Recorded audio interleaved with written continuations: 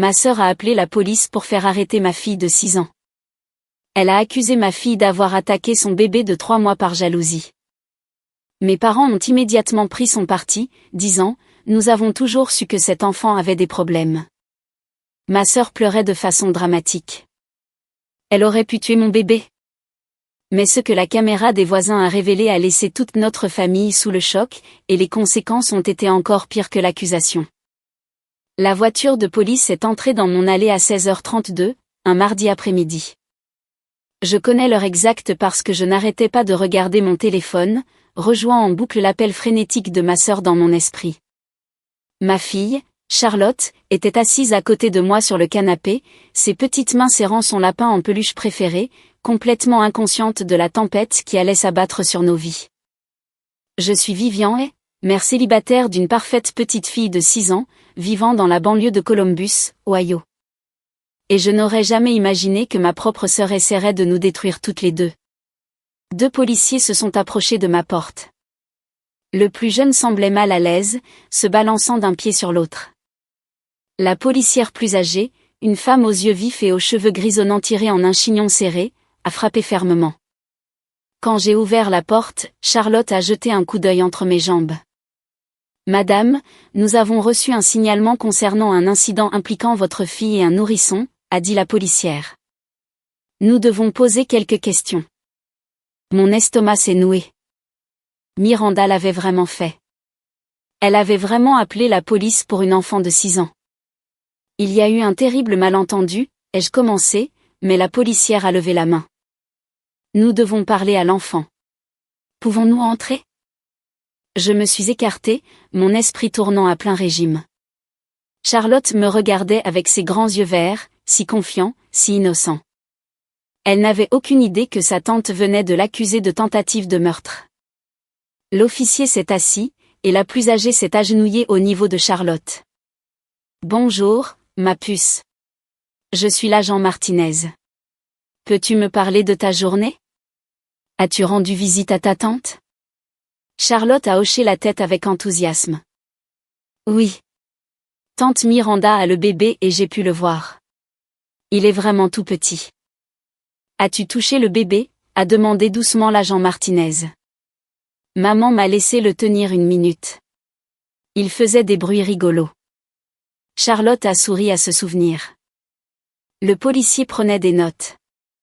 Quelque chose dans son expression me disait qu'il ne croyait pas à l'histoire que Miranda leur avait racontée.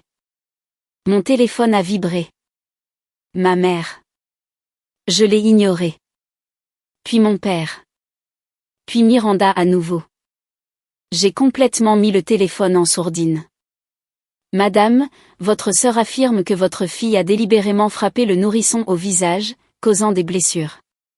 Elle a fourni des photos d'ecchymose, a déclaré l'agent Martinez en se levant, son expression soigneusement neutre.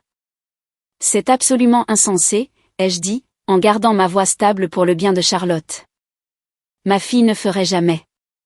Nous comprenons que c'est bouleversant. Cependant, nous devons enquêter sur tous les signalements de mise en danger potentielle d'un enfant. Votre sœur était très angoissée et a mentionné que votre fille a montré un comportement jaloux envers le bébé. Un comportement jaloux. J'avais envie de rire de l'absurdité de la chose. Charlotte n'avait été qu'enthousiaste à l'idée d'avoir un cousin. Elle avait passé des semaines à faire des cartes de bienvenue et à choisir un animal en peluche avec son argent de poche. Puis-je voir ses prétendues blessures, ai-je demandé. L'agent Martinez m'a montré son téléphone. Les photos m'ont glacé le sang. Le fils de 3 mois de Miranda avait bien des marques sur la joue et près de l'œil. Elle semblait récente, vive et rouge. Mais je connaissais ma fille. Je connaissais son âme douce, la façon dont elle pleurait quand elle marchait accidentellement sur un escargot. Comment elle insistait pour attraper et relâcher les araignées que nous trouvions dans la maison. Ma fille n'a pas fait ça, ai-je dit fermement. J'étais là tout le temps. Elle a tenu le bébé pendant peut-être 90 secondes, assise sur le canapé. Miranda était juste à côté. Ma mère était là. Si Charlotte avait blessé le bébé, quelqu'un l'aurait vu faire. Votre sœur prétend que c'est arrivé quand elle a quitté la pièce un bref instant pour répondre à la porte. Alors ma mère l'aurait vue. Elle était assise à moins d'1 mètre. Le jeune officier a enfin parlé. Madame, votre mère a corroboré le récit de votre sœur. Elle a déclaré que votre fille a toujours montré des signes de problèmes de comportement et que cet incident ne la surprend pas. Ma mère avait dit ça de Charlotte, de ma belle et douce fille qui avait encore besoin de 3 histoires avant de dormir et de sa veilleuse en forme de lune. Je veux parler à mon avocat avant que cela n'aille plus loin, ai-je dit. Ma fille n'a pas blessé ce bébé, et je le prouverai. Après le départ des policiers, qui m'ont averti que les services de protection de l'enfance mèneraient une enquête de suivi, j'ai appelé la seule personne en qui j'avais une confiance absolue, ma meilleure amie depuis l'université, Naomi. Elle travaillait comme avocate en droit de la famille et avait été mon roc pendant mon divorce 3 ans plus tôt. Ils ont fait quoi? La voix de Naomi a monté d'une octave. Vivian, c'est sérieux. S'ils engagent des poursuites, même contre une mineure, cela pourrait affecter tout l'avenir de Charlotte. Tu dois prendre les devants maintenant. Je sais qu'elle ne l'a pas fait, Naomi. J'étais juste là. Alors nous devons le prouver. Raconte-moi toute la visite, chaque détail. J'ai fermé les yeux et j'ai reconstitué l'après-midi. Miranda nous avait invités pour voir le bébé. Elle agissait bizarrement ces derniers temps, distante et cassante, mais j'avais mis ça sur le compte de la fatigue de jeune maman. Mes parents étaient déjà là quand nous sommes arrivés. Ma mère, roucoulant devant le nourrisson pendant que mon père lisait le journal. Charlotte avait été si douce avec le petit Mason. Elle avait demandé la permission avant de le toucher, avait soutenu sa tête, exactement comme je lui avais appris. Miranda avait rôdé anxieusement, faisant des commentaires sur la nécessité d'être prudente. Ne le bouscule pas, fais attention à sa fontanelle. Puis la sonnette a retenti. Miranda est allée ouvrir, ai-je dit à Naomi. Elle est partie peut-être 3 minutes. Charlotte tenait toujours Mason, mais j'étais assise juste à côté d'elle. Ma mère était en face de nous. Il ne s'est rien passé. Mason allait bien. Qui était à la porte? Je ne sais pas, Miranda est revenue l'air troublé. Et ma mère a dit à Charlotte de rendre le bébé à Miranda. Nous sommes partis peut-être 10 minutes plus tard. Et le bébé ne montrait aucun signe de détresse ou de blessure quand vous êtes partis? Aucun. Il dormait. Naomi est restée silencieuse un moment. Ça ne colle pas. Si ta mère a vu Charlotte blesser le bébé, pourquoi n'est-elle pas intervenue immédiatement? Pourquoi attendre votre départ pour appeler la police? Parce que ça n'est pas arrivé, ai-je dit. Miranda a fait quelque chose à ce bébé et a accusé Charlotte. Même le dire à voix haute semblait surréaliste. C'était ma sœur, la fille avec qui j'avais partagé une chambre pendant 16 ans, qui avait été ma demoiselle d'honneur, qui m'avait tenu la main pendant mon divorce. Pourquoi blesserait-elle son propre enfant pour accuser le mien? Mon téléphone a recommencé à sonner. Mon père cette fois. J'ai répondu. Comment as-tu pu élever une enfant aussi violente, a-t-il dit sans préambule. Ta mère est dévastée. Miranda est traumatisée. Ce bébé pourrait avoir des séquelles permanentes. Papa, Charlotte n'a pas, nous avons vu sa jalousie depuis le début. La façon dont elle monopolisait les conversations sur le bébé, ramenant tout à elle. Ta mère t'a prévenu qu'elle avait besoin de discipline, mais tu la câlines. Maintenant, regarde ce qui est arrivé. Tu étais dans la pièce, ai-je dit, la voix tremblante. Si tu as vraiment vu ma fille faire du mal à ce bébé, pourquoi n'as-tu rien dit immédiatement? Ta mère m'en a parlé après votre départ. Elle ne voulait pas faire de scène devant Charlotte. Ça n'a aucun sens. Si un enfant blessait activement un nourrisson, n'importe quel adulte raisonnable interviendrait immédiatement. Es-tu en train de traiter ta mère de menteuse? Je dis que quelque chose d'autre s'est passé, et je vais découvrir quoi. Il m'a raccroché au nez. Mon propre père, l'homme qui m'a appris à faire du vélo et qui m'a conduite à l'hôtel. Cette nuit-là, après que Charlotte se soit enfin endormie en serrant son lapin, je me suis assise à ma table de cuisine et j'ai fait une liste. Quelque chose dans le comportement de Miranda clochait depuis des mois. Elle avait annulé plusieurs visites prévues, prétextant que Mason était trop agitée ou qu'elle était trop fatiguée. Quand nous la voyions, Elle semblait sur les nerfs, sur la défensive dès que quelqu'un offrait un conseil parental. Ma mère avait mentionné que Miranda avait du mal à s'adapter à la maternité. Dépression postpartum, peut-être, ou quelque chose de pire. J'ai pensé à son mari, Quentin. Il avait été remarquablement absent ces derniers temps. Miranda prétendait qu'il voyageait pour le travail, mais maintenant je me demandais, quelqu'un avait-il vraiment vu Quentin au cours du dernier mois? Le lendemain matin, j'ai déposé Charlotte à l'école et j'ai conduit jusqu'au quartier de Miranda. Je n'avais pas de plan, juste un besoin désespéré de réponse. En tournant dans sa rue, j'ai aperçu sa voisine, Madame Patterson, en train d'arroser son jardin de fleurs. La vieille dame avait toujours été amicale, discutant souvent avec moi lors de visites précédentes. Madame Patterson, ai-je appelé en me garant sur le trottoir. Avez-vous un moment? Elle a levé les yeux, son visage buriné se plissant en un sourire.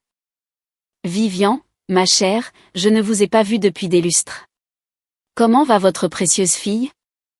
Elle va bien, merci. J'ai hésité, puis je me suis lancée. En fait, j'espérais vous poser une question sur hier après-midi. Étiez-vous à la maison? Oh, oui. Je ne quitte presque plus la maison ces jours-ci.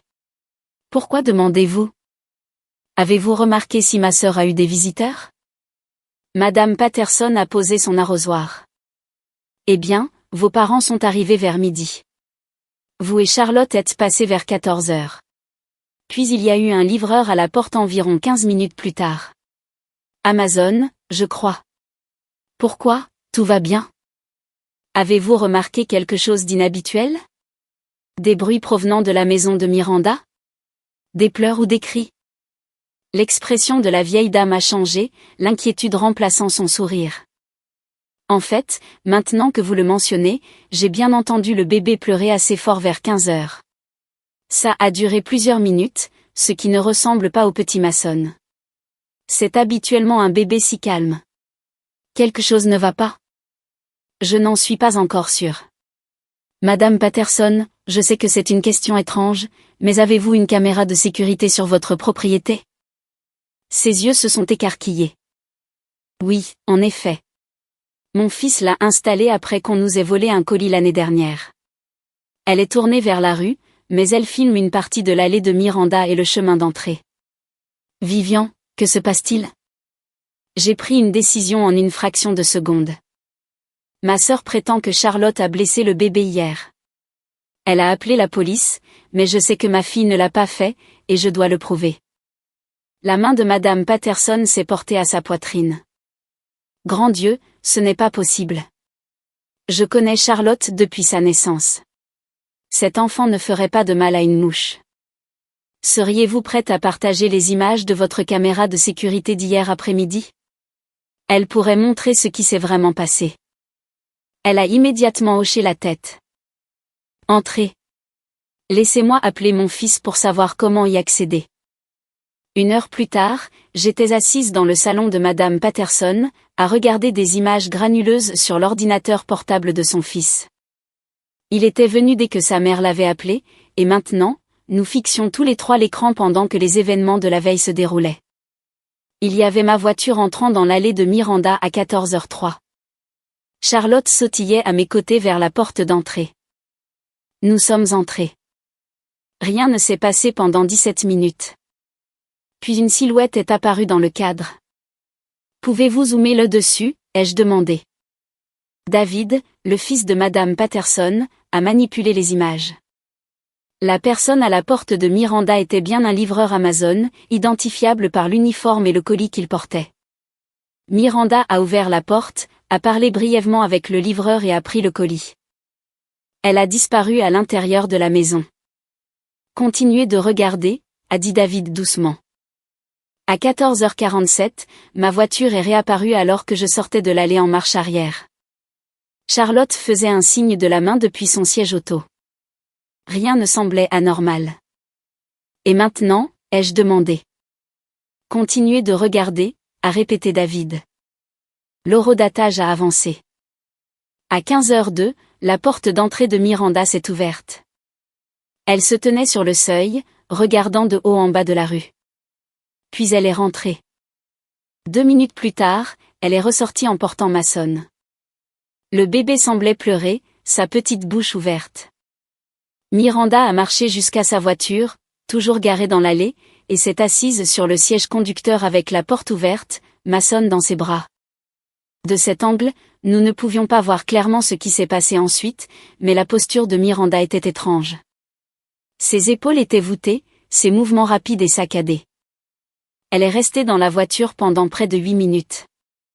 Quand elle en est sortie, Mason pleurait toujours, et Miranda le tenait maladroitement contre son épaule en se dépêchant de rentrer.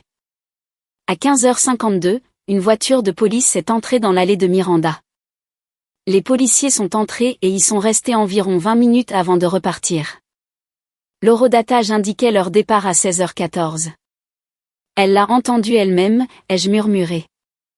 Après notre départ, elle a entendu son propre bébé, puis elle a appelé la police et a prétendu que c'était arrivé pendant que nous étions là.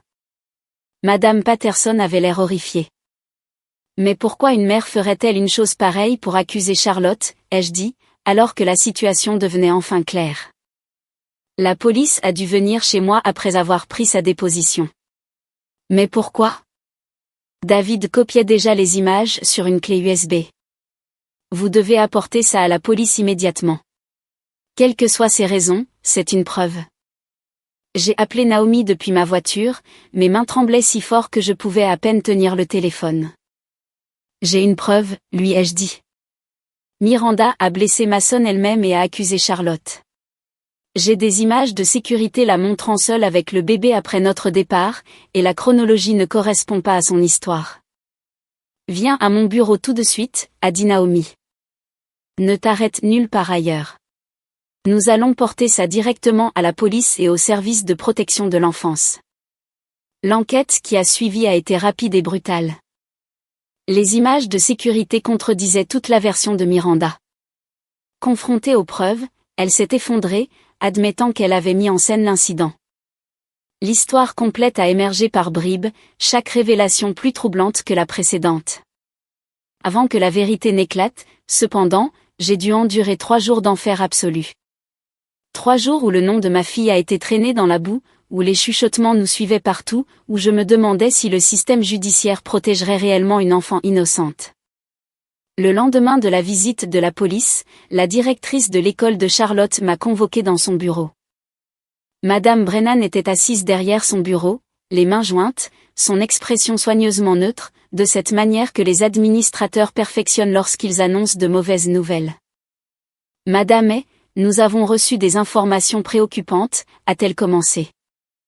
Je tiens à vous assurer que nous prenons toutes les allégations au sérieux, mais nous avons aussi la responsabilité de maintenir un environnement sûr pour tous nos élèves. Mon estomac s'est resserré. Qu'est-ce que vous voulez dire? Jusqu'à ce que cette situation avec votre fille soit résolue, nous pensons qu'il serait préférable que Charlotte reste à la maison, juste temporairement. Vous comprenez?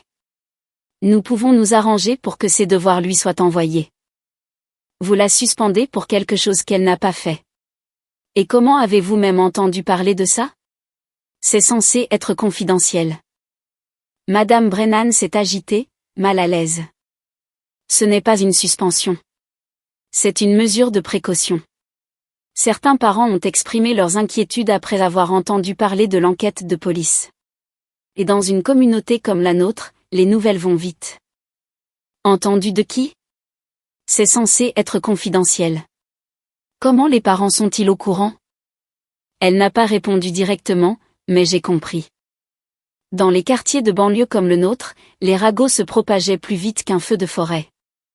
Quelqu'un avait parlé, peut-être quelqu'un au commissariat, peut-être un parent qui avait surpris une conversation à l'hôpital quand Miranda avait amené Mason pour un examen. J'ai retiré Charlotte de l'école ce jour-là, mais pas parce que Madame Brennan l'avait demandé.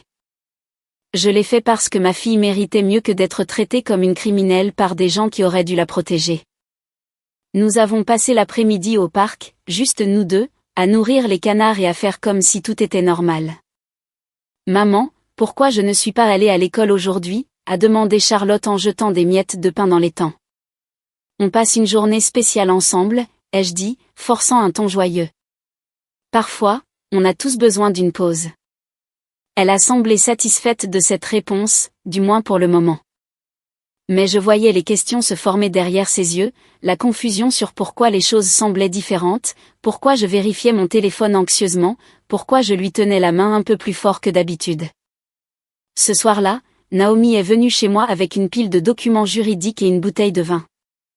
Nous nous sommes assises à ma table de cuisine après que Charlotte soit allée au lit, et elle m'a expliqué le scénario cauchemardesque de ce qui pourrait arriver si nous ne pouvions pas prouver l'innocence de Charlotte. Dans le meilleur des cas, les services de protection de l'enfance classent l'enquête rapidement une fois qu'ils auront vu les preuves, a dit Naomi en entourant des passages clés dans les documents avec son stylo. Dans le pire des cas, s'ils décident de poursuivre, ils pourraient exiger des visites supervisées, des cours de parentalité, des évaluations psychologiques pour Charlotte. Ça pourrait traîner pendant des mois. Basé sur un mensonge, ai-je dit amèrement. Tout ça parce que ma sœur est une psychopathe manipulatrice. Nous devons être stratégiques sur la façon de présenter les images de sécurité. La police doit les voir en premier, puis les services de protection de l'enfance. Nous documentons tout. Chaque incohérence dans l'histoire de Miranda, chaque témoin qui peut corroborer votre version des faits. Ma mère était assise juste là, Naomi. Elle n'a rien vu se passer parce que rien ne s'est passé. Mais elle a dit à la police que Charlotte avait des problèmes de comportement.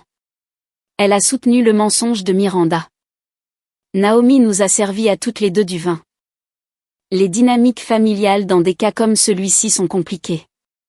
Ta mère s'est probablement convaincue qu'elle a vu quelque chose, ou qu'elle a manqué quelque chose. La mémoire des gens n'est pas fiable, surtout quand les émotions sont fortes.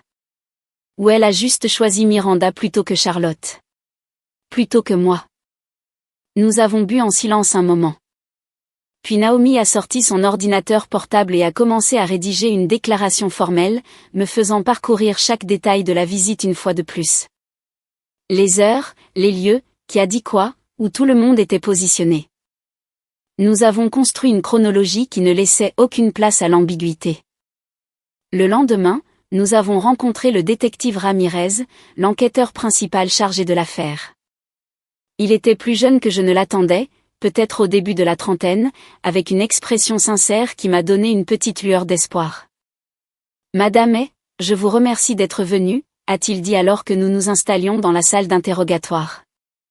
J'ai examiné le rapport initial, et j'ai quelques questions de suivi. Naomi lui a tendu la clé USB. Avant de continuer, détective, nous avons des images de sécurité d'un voisin que nous pensons cruciales pour cette enquête. Il l'a branché et a regardé en silence. J'ai étudié son visage, cherchant la moindre réaction, le moindre signe qu'il voyait ce que je voyais. Son expression est restée neutre jusqu'à l'horodatage montrant Miranda seule dans sa voiture avec Mason. Puis sa mâchoire s'est crispée. Ces images montrent votre sœur seule avec le nourrisson environ 40 minutes après que vous ayez quitté la résidence, a-t-il dit lentement. Et selon le rapport, elle a appelé le 911 à 15h47, prétendant que l'incident venait de se produire. Mais ces images la montrent avec un bébé à 15h04, et les blessures auraient dû se produire peu de temps avant qu'elle ne passe cet appel pour correspondre à sa chronologie. Oui, ai-je dit. Quoi qu'il soit arrivé à ce bébé, c'est arrivé pendant cette fenêtre de temps, pas pendant que Charlotte était là. Le détective Ramirez a revu les images 2 fois de plus, en prenant des notes. Madame est, je dois vous demander quelque chose directement. Pensez-vous que votre sœur a intentionnellement blessé son bébé pour accuser votre fille? La question flottait dans l'air. Le dire à voix haute le rendait réel, me faisait passer pour quelqu'un qui lançait des accusations folles. Mais comment expliquer les preuves autrement? Je crois que quelque chose ne va pas du tout chez ma sœur, ai-je dit prudemment. Je crois qu'elle a des difficultés avec quelque chose. Peut-être des problèmes postpartum. Peut-être que son mariage s'effondre. Mais oui, je pense qu'elle a blessé Mason et a accusé Charlotte parce qu'elle avait besoin d'un bouc émissaire pour quelque chose. Pourquoi? Je ne sais pas encore, mais j'ai l'intention de le découvrir. Le détective Ramirez a fermé son ordinateur portable. Je vais devoir réinterroger votre sœur, vos parents et le personnel médical qui a examiné le nourrisson. Cette enquête vient de devenir beaucoup plus complexe. Au cours des 48 heures suivantes, le château de cartes que Miranda avait construit a commencé à s'effondrer. Le détective Ramirez a découvert que Quentin avait demandé le divorce 3 semaines auparavant et cherchait à obtenir la garde principale. L'avocat de Miranda lui avait envoyé un email le matin de l'incident, l'avertissant que le dossier de Quentin était solide et qu'elle devait démontrer immédiatement son aptitude en tant que mère. Le médecin légiste a réexaminé les photos avec un regard neuf. Les motifs des blessures, a-t-elle noté dans son rapport révisé, n'étaient pas compatibles avec le coup d'un enfant de 6 ans. La force requise pour causer ce niveau d'échymose suggérait une main d'adulte, et l'angle était incorrect pour la taille et la position de Charlotte. Ma mère a finalement craqué lors de son deuxième interrogatoire avec le détective Ramirez. Selon ses notes, que Naomi a obtenues, ma mère a admis qu'elle n'avait pas réellement été témoin de l'incident. Miranda lui avait raconté ce qui s'était passé après mon départ et ma mère l'avait simplement cru. Les problèmes de comportement qu'elle avait mentionnés à la police étaient basés sur des conversations avec Miranda au cours des semaines précédentes. Miranda se plaignait que Charlotte semblait jalouse et possessive de l'attention du bébé. Ma mère avait accepté la version de Miranda sans poser de questions et l'avait embellie en parlant aux autorités, convaincue qu'elle protégeait un nourrisson d'une enfant dangereuse. Elle n'avait jamais rien vérifié par elle-même. Elle avait été une complice volontaire dans la tromperie de sa propre fille. Quand je l'ai découvert, je ne savais pas si je devais me sentir vengée ou si j'avais le cœur brisé. Ma mère avait été manipulée, oui, mais elle avait aussi été prête à sacrifier Charlotte sans exiger de preuves. La percée est venue lorsque le détective Ramirez a obtenu les relevés téléphoniques de Miranda. À 14h53, le jour de l'incident, 7 minutes avant que les images de sécurité ne la montrent dans la voiture avec Mason, Miranda avait envoyé un SMS à une amie, « Je sais ce que je dois faire maintenant. C'est le seul moyen de montrer que je suis le parent stable. » Ce SMS, combiné aux images de sécurité et aux preuves médicales, était suffisant. Le détective Ramirez a arrêté Miranda pour maltraitance d'enfants et fausse déclaration à la police. L'arrestation a eu lieu à son domicile, selon des rapports ultérieurs, elle était devenue hystérique, criant que tout le monde était contre elle, que j'avais d'une manière ou d'une autre tout orchestré pour ruiner sa vie. Quentin m'a appelé ce soir-là. La police vient de partir. Ils ont emmené Mason à l'hôpital pour un examen complet. Ils le placent avec moi ce soir. Garde temporaire d'urgence. Est-ce qu'il va bien, ai-je demandé. Physiquement, oui. Mais Vivian, quel genre de personne fait ça? Quelle sorte de mère blesse son propre bébé? Je n'avais pas de réponse pour lui. La Miranda que je pensais connaître n'aurait jamais été capable de cela. Mais de toute évidence, je ne l'avais jamais vraiment connue. Miranda et Quentin divorçaient. Il l'avait quittée 3 semaines plus tôt après avoir découvert qu'elle avait une liaison. Dans la procédure de divorce, Quentin demandait la garde principale de Mason, affirmant que Miranda était une mère inapte. Elle avait reçu les papiers la veille de l'incident, l'informant que l'avocat de Quentin avait rassemblé des preuves de son comportement erratique et de son instabilité émotionnelle. Dans son désespoir, Miranda avait concocté un plan. Si elle pouvait prouver que Charlotte était dangereuse, que notre famille avait des tendances violentes, cela détournerait l'attention de sa propre aptitude en tant que parent. Elle avait l'intention de montrer qu'elle était une mère protectrice, celle qui avait immédiatement appelé les autorités lorsque son enfant était en danger. Dans sa logique tordue, elle serait considérée comme responsable et vigilante, tandis que je serais vue comme la sœur qui avait élevé une enfant à problème. Mes parents l'avaient cru parce qu'elle avait passé des semaines à préparer le terrain, faisant des commentaires désinvoltes sur le comportement de Charlotte, semant des graines de doute. Ils n'avaient jamais remis en question sa version des faits parce qu'elle était leur fille, en larmes et terrifiée, berçant un nourrisson blessé. Ce que Miranda n'avait pas prévu, c'était la caméra de sécurité de Madame Patterson, ou que sa propre chronologie s'effondrerait sous l'examen. L'examen médical de Mason a révélé que ses blessures étaient compatibles avec un coup porté à main ouverte, le genre de force qu'un adulte utiliserait, pas un enfant de 6 ans. Les motifs des ecchymoses ne correspondaient pas du tout aux petites mains de Charlotte. Un pédiatre légiste a confirmé que les blessures s'étaient produites dans un laps de temps qui correspondait aux images de sécurité, près de 40 minutes après que Charlotte et moi soyons partis. Les services de protection de l'enfance ont ouvert une enquête sur Miranda, pas sur Charlotte. Le dossier de garde de Quentin s'est considérablement renforcé. La police a envisagé de porter des accusations contre Miranda pour fausses déclarations, maltraitance d'enfants et tentative de piéger une mineure. Mes parents ont appelé 3 jours après que la vérité ait éclaté. Ma mère pleurait. Nous sommes tellement désolés, a-t-elle dit. Nous aurions dû te croire. Nous aurions dû savoir que Charlotte ne pourrait jamais faire une chose pareille. Vous auriez dû, ai-je convenu froidement. Vous étiez prêt à qualifier ma fille de violente et de perturbée sans aucune preuve réelle. Vous avez dit à la police qu'elle avait des problèmes de comportement. Vous avez choisi les mensonges de Miranda plutôt que le caractère de votre petite fille. Nous avions peur pour le bébé. Miranda était si convaincante et nous. Vous avez pensé le pire d'une enfant de 6 ans. Votre petite fille. Avez-vous la moindre idée de ce que vous lui avez fait subir? Elle sait que la police est venue chez nous à cause d'elle. Elle vous a entendu sur le haut-parleur me dire qu'elle avait des problèmes. Elle m'a demandé si elle était une mauvaise personne. Mon père a pris le téléphone. Vivian, s'il te plaît. Nous avons fait une terrible erreur. Laisse-nous arranger ça. Comment, ai-je demandé. Comment arrangez-vous ça? Charlotte est en thérapie maintenant parce que sa propre famille s'est retournée contre elle. Elle fait des cauchemars à propos de la police. Elle m'a demandé si mamie et papy l'aimaient encore. Le silence à l'autre bout du fil était assourdissant. Je pense qu'il est préférable que vous ne nous contactiez pas pendant un certain temps, ai-je dit. Je dois me concentrer sur la guérison de Charlotte, et honnêtement, je ne sais pas si je peux pardonner ça. Ne nous exclus pas, a plaidé ma mère. Nous vous aimons toutes les deux. Vous avez une drôle de façon de le montrer, ai-je dit, et j'ai mis fin à l'appel. La vie de Miranda s'est complètement effondrée. Quentin a obtenu la garde exclusive temporaire de Mason.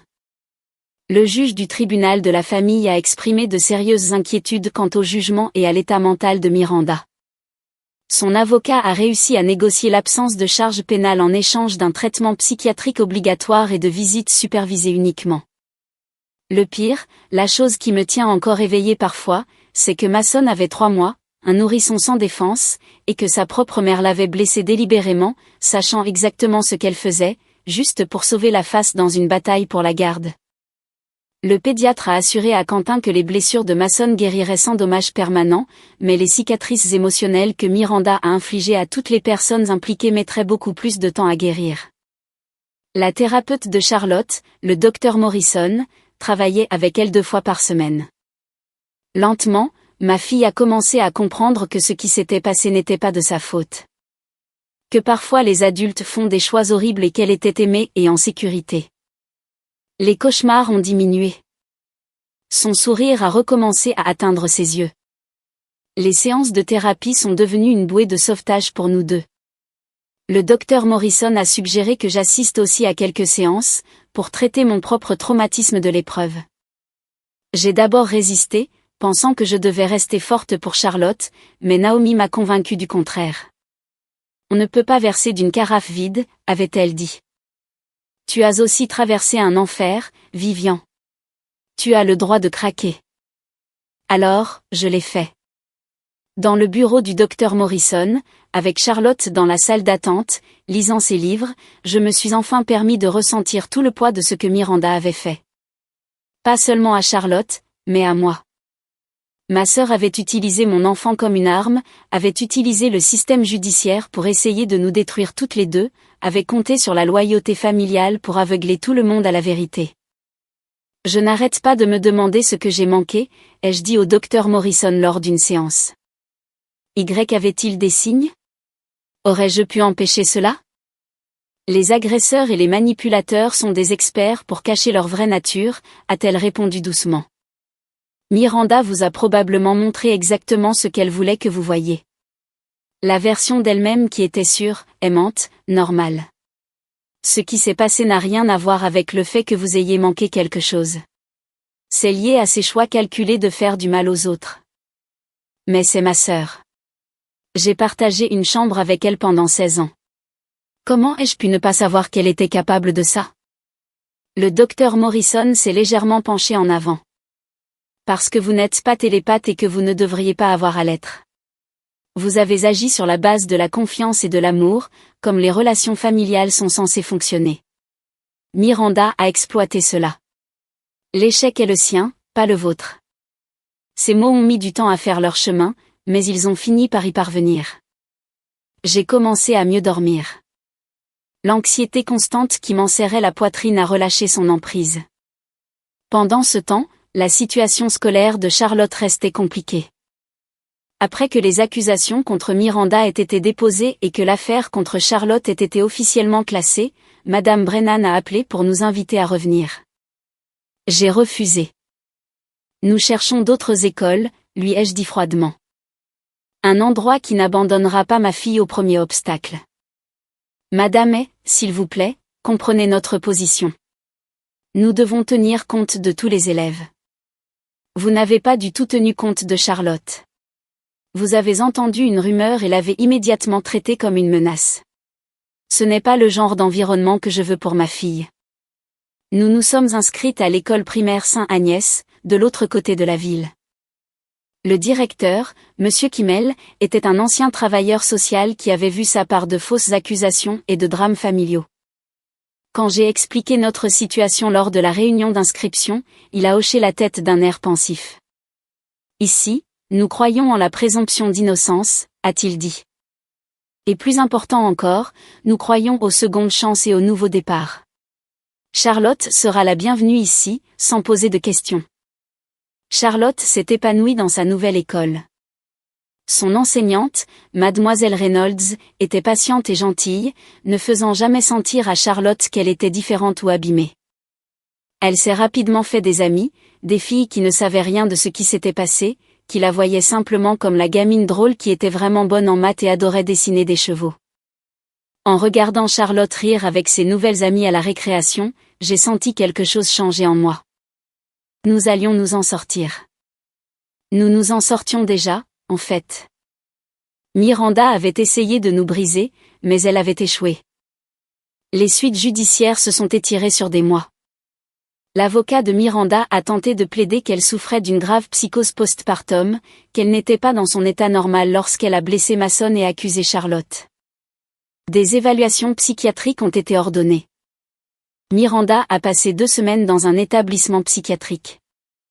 L'avocat du divorce de Quentin a tout utilisé.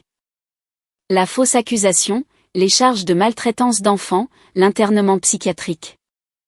Les visites supervisées de Miranda ont été réduites à 1 fois par mois, toujours en présence d'un travailleur social. Même ces visites ne se sont pas bien passées. Selon Quentin, Miranda passait la plupart du temps à pleurer et à essayer de s'expliquer plutôt que de s'occuper réellement de Mason. Elle continue de dire qu'elle l'a fait pour lui, m'a dit Quentin lors d'un de nos appels occasionnels. Qu'elle essayait de protéger son avenir en s'assurant d'obtenir la garde. Elle croit vraiment que piéger une enfant de 6 ans était un acte de protection maternelle. C'est de la folie. C'est ce que le psychiatre a dit. Plus ou moins. Elle est maintenant diagnostiquée avec un ensemble de troubles de la personnalité. Tendance narcissique, incapacité à accepter la responsabilité, complexe de persécution. Le pronostic de changement n'est pas bon. J'ai ressenti un étrange mélange de pitié et de rage en entendant cela. Une partie de moi voulait croire que Miranda était vraiment malade, que la maladie mentale avait motivé ses actions. Mais une autre partie de moi savait que des millions de personnes luttent contre des problèmes de santé mentale sans blesser des enfants ni détruire des familles. À un certain point, la maladie devient une explication, pas une excuse. La réaction de la communauté a été son propre cauchemar. Une fois que la vérité a éclaté, une fois que les nouvelles locales ont repris l'histoire d'une mère qui avait blessé son propre bébé pour accuser sa nièce, nous ne pouvions aller nulle part sans être reconnus. Certaines personnes étaient sympathiques, s'excusant d'avoir cru aux rumeurs, offrant leur soutien. D'autres pensaient clairement que nous étions toutes des cas désespérés, nous évitant largement à l'épicerie comme si le dysfonctionnement était contagieux. Madame Patterson est devenue notre rempart contre le pire. Elle nous accompagnait faire les courses. Sa présence nous légitimait en quelque sorte, rappelant aux gens que des personnes respectables et normales soutenaient notre famille. Elle est devenue la grand-mère honoraire de Charlotte, celle qui venait aux pièces de théâtre de l'école et faisait les gâteaux d'anniversaire, sans jamais nous faire sentir que nous lui devions quoi que ce soit. « Pourquoi êtes-vous si bonne avec nous ?» lui ai-je demandé un après-midi alors que Charlotte jouait dans le jardin avec Winston, le vieux golden retriever de Madame Patterson. Elle a souri, mais il y avait de la tristesse dans son sourire. « J'ai eu une fille autrefois, Sarah. Elle est morte dans un accident de voiture à 32 ans. Elle avait une petite fille de l'âge de Charlotte à l'époque. Ma petite fille. » Madame Patterson a fait une pause, regardant Charlotte lancer une balle à Winston. Après la mort de Sarah, son mari s'est remarié rapidement. Sa nouvelle femme ne voulait pas de souvenirs de sa première famille. Je n'ai pas vu ma petite fille depuis 6 ans. Elle a 14 ans maintenant, pratiquement une étrangère. Je suis tellement désolée. La famille est fragile, a dit doucement Madame Patterson. Elle peut se briser si facilement, et parfois elle se brise sans aucune bonne raison. Ce que votre sœur a fait est impardonnable, mais vous et Charlotte, vous vous battez pour rester entière. Cela demande du courage. J'imagine que vous aider, c'est un peu comme honorer ce que j'ai perdu. Nous sommes restés assises dans un silence confortable après cela, à regarder Charlotte jouer. Toutes deux pleurant des pertes différentes. Toutes deux reconnaissantes pour l'étrange amitié née de la tragédie. 6 mois plus tard, j'ai recommencé à sortir. Trevor était un enseignant à la nouvelle école de Charlotte, mais pas son professeur. Il était patient avec mon passé, compréhensif de mes problèmes de confiance, et plus important encore, il était merveilleux avec Charlotte. Il n'a jamais insisté, n'a jamais attendu un lien familial instantané, laissant simplement les choses se développer naturellement. Il a l'air gentil, a observé Charlotte un soir après que Trevor se soit joint à nous pour le dîner. Il a ri à mes blagues. C'est vrai, ai-je convenu. Tu aimes la voir dans les parages ? Elle a sérieusement réfléchi à la question. Oui, il n'essaie pas d'être mon père ou quoi que ce soit. Il est juste Trevor. C'est bien. Cette simple acceptation a été comme une autre petite victoire. Nous construisions une nouvelle vie, une où tous ceux qui y entraient n'avaient pas de motif caché ou d'agenda secret. Certaines personnes, c'est-il avéré, étaient simplement gentilles. Trevor est devenu une présence stable dans nos vies. Quelqu'un qui venait aux événements scolaires et aidait Charlotte avec ses projets de science, sans jamais exiger plus que ce que nous étions prêtes à donner. Madame Patterson est devenue une alliée et une amie inattendue. Elle préparait des biscuits pour Charlotte, et nous nous asseyions sur son porche pendant que Charlotte jouait dans le jardin. Elle ne posait jamais de questions indiscrètes, ne pressait jamais pour obtenir des détails au-delà de ce que je confiais. Elle offrait simplement sa présence et son soutien. 6 mois après l'incident, Quentin m'a appelé. « Je voulais te donner des nouvelles de Mason, a-t-il dit, et m'excuser pour ce que Miranda vous a fait subir, à toi et à Charlotte. Je n'avais aucune idée qu'elle était capable d'une chose pareille. Comment va-t-il ? En bonne santé, heureux. Il sourit maintenant, ce qu'il ne faisait pas beaucoup quand il était avec Miranda. Les visites supervisées ne se passent pas bien. Elle continue d'essayer de blâmer tout le monde, y compris toi. Elle est furieuse que j'ai la garde. Je suis désolée que tu doives gérer ça. Je suis désolée aussi, pour tout ça. Charlotte est la bienvenue pour revoir Mason un jour, quand elle sera prête. C'est son cousin. Ce que Miranda a fait ne devrait pas leur enlever cette relation. Je l'ai remerciée, mais sans faire de promesses. Charlotte tressaillait encore quand quelqu'un mentionnait le bébé. Le temps dirait si cette relation pourrait être sauvée. Mes parents ont essayé à plusieurs reprises de se réconcilier. Ils ont envoyé des cadeaux que j'ai retournés sans les ouvrir. Ils se sont présentés à la pièce de théâtre de l'école de Charlotte et je leur ai demandé de partir. Ma mère laissait des messages vocaux en larmes sur le fait qu'ils avaient fait une erreur, à quel point nous leur manquions, que la famille devrait pardonner. Mais ils avaient été si prompts à croire le pire de Charlotte. Si prêts à accepter qu'une enfant de 6 ans qu'ils connaissaient depuis sa naissance était capable de violence. Ils l'avaient qualifiée de perturbée. Ils avaient corroboré un mensonge à la police. Ils avaient traumatisé leur petite fille pour protéger l'image de leur autre fille. Près de 2 ans se sont écoulés avant que j'accepte de les rencontrer pour un café, sans Charlotte. Ils avaient l'air plus vieux, usés par la culpabilité et l'éloignement. Nous avons consulté un thérapeute familial, a dit mon père, pour essayer de comprendre pourquoi nous avons réagi comme nous l'avons fait, pourquoi nous n'avons pas remis en question l'histoire de Miranda. Et qu'avez-vous appris, ai-je demandé. Ma mère a tordu sa serviette. Que nous avons protégé Miranda toute notre vie. Elle a toujours été dramatique, a toujours eu besoin d'être le centre de l'attention. Quand elle pleurait, nous arrangions les choses pour elle. Nous l'avons cru parce que nous nous sommes entraînés à la croire. Ça n'excuse pas ce que vous avez fait à Charlotte. Non, a convenu mon père. Ça ne l'excuse pas. Rien ne l'excuse. Nous vous avons laissé tomber toutes les deux de manière catastrophique. Nous ne demandons pas le pardon, Vivian. Nous demandons une chance de prouver que nous pouvons faire mieux. J'ai siroté mon café, étudiant leur visage. Ils semblaient sincères. Mais la sincérité n'effaçait pas les dommages. Charlotte va bien maintenant, ai-je dit finalement. Sa thérapeute dit qu'elle gère le traumatisme sainement. Si vous voulez faire à nouveau partie de sa vie, ce sera selon ses termes et son rythme. Si elle dit qu'elle n'est pas prête à vous voir, vous respecterez cela. Si elle a des questions sur ce qui s'est passé, vous y répondrez honnêtement. Et si jamais, vous lui faites sentir que tout cela était de sa faute, ce sera fini pour de bon. Ils ont tout accepté. Il a fallu encore 6 mois avant que Charlotte dise qu'elle voulait revoir ses grands-parents. La première visite a été supervisée, seulement 30 minutes dans un parc. Mes parents n'ont pas insisté, ne l'ont pas submergée d'affection ou d'excuses. Ils se sont simplement assis avec elle et lui ont posé des questions sur l'école, sur sa collection de lapins, sur des choses normales. Lentement, prudemment, quelque chose comme une relation s'est reconstruit. Ce ne serait jamais comme avant. Cette innocence avait disparu, mais c'était quelque chose. Miranda, quant à elle, a perdu ses visites supervisées lorsqu'elle a violé l'ordonnance du tribunal en tentant de prendre Mason à la garderie sans permission.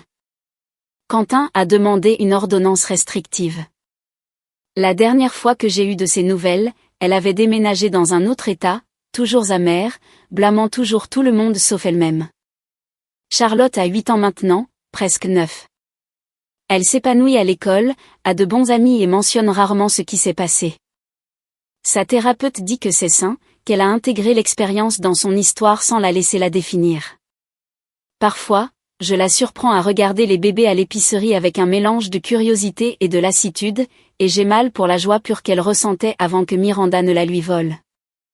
Les gens me demandent si je regrette d'avoir coupé les ponts avec mes parents si longtemps, si j'aurais aimé leur pardonner plus tôt. La réponse est compliquée. Je ne regrette pas d'avoir protégé Charlotte, d'avoir priorisé sa guérison sur l'harmonie familiale. Mais je suis contente que nous ayons finalement trouvé le chemin de la réconciliation, aussi imparfaite soit-elle. Ce que j'ai appris, c'est que la famille n'obtient pas un pardon automatique simplement parce qu'on partage le même ADN. La confiance, une fois brisée, nécessite une action constante pour être reconstruite.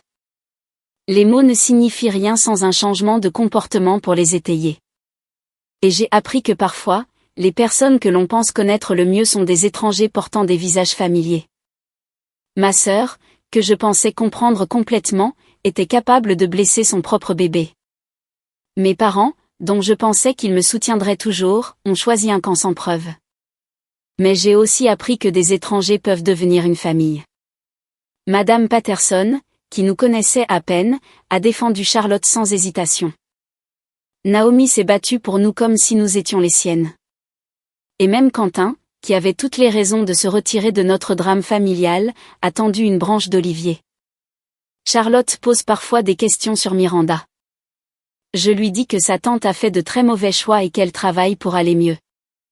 Je ne sais pas si c'est vrai. Je l'espère pour le bien de Mason, au moins. Mais je ne m'attarde pas dessus. Ce qui compte, c'est que Charlotte sait qu'elle est aimée, protégée et crue. Ce qui compte, c'est qu'elle grandisse en comprenant sa propre valeur, que personne n'a le droit de la traiter comme un objet jetable ou de lui faire remettre en question sa réalité. La voiture de police dans mon allée ce mardi après-midi a tout changé. Elle a révélé des fissures dans ma famille que j'étais trop proche pour voir. Elle a forcé des conversations qui auraient dû avoir lieu des années plus tôt. Elle m'a appris que parfois, la chose la plus difficile à faire est aussi la bonne chose. Et elle a montré à ma fille que la vérité compte, que les preuves comptent, et que lorsque le monde semble s'aligner contre vous, il y a encore des gens qui se battront pour découvrir ce qui s'est vraiment passé. La caméra de sécurité de Madame Patterson nous a sauvés. Mais c'est la décision de questionner, d'enquêter, de refuser d'accepter une version des faits qui n'avait pas de sens qui a vraiment fait la différence. Je pense parfois à des chronologies alternatives. Et si Madame Patterson n'avait pas eu cette caméra? Et si j'avais douté de moi-même, accepté la version de ma famille, remis en question ma propre fille? Charlotte serait-elle en famille d'accueil? Serais-je en train de me battre pour des droits de visite? Le mensonge de Miranda aurait-il réussi? Ces pensées n'aident personne, alors je les repousse. Ce qui s'est passé est arrivé. La façon dont nous y avons fait face nous définit plus que l'incident lui-même. Charlotte est en train de lire sur le canapé à côté de moi. Alors que je termine d'écrire ceci, elle est blottie avec ce même lapin en peluche, plus vieux et plus usé maintenant, mais toujours son compagnon constant. Trevor est dans la cuisine en train de préparer le dîner, fredonnant au son de la radio. Elle lève les yeux et me surprend en train de la regarder. « Quoi ?» demande-t-elle en souriant. « Rien. Je t'aime. »« Je t'aime aussi, maman. » Elle retourne à son livre sans fanfare, certaine de savoir qu'elle est en sécurité et chérie. C'est tout ce que j'ai toujours voulu pour elle, cette simple certitude d'être aimée. Miranda a essayé de la lui enlever. La trahison de mes parents l'a presque détruite, mais d'une manière ou d'une autre, nous avons survécu.